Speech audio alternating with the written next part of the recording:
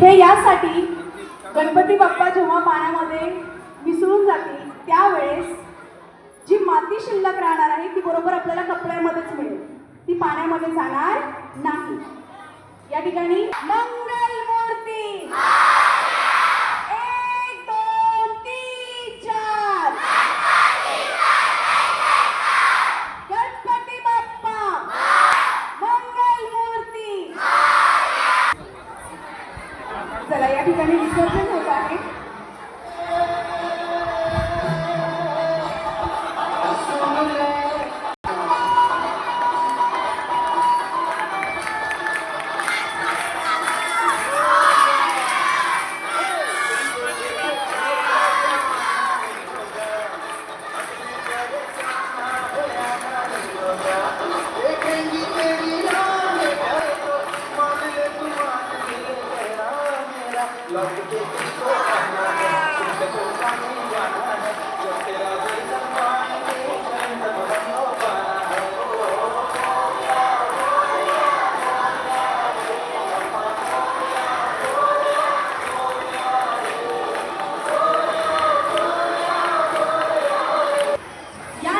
संध्याकाळपर्यंत ही गणपती बाप्पाची जी मूर्ती आहे तिची माती हळूहळू वेगळी होईल आणि संपूर्ण माती ही कपड्यामध्ये जमा होईल।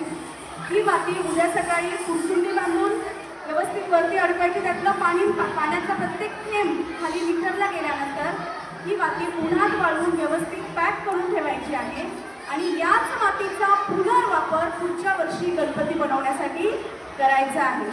कारण आपला निसर्ग आपल्याला सांगतो की पुनर्वापराने निसर्गाचे जतन होते आणि संवर्धन देखील होते आणि पुनर्वापर हा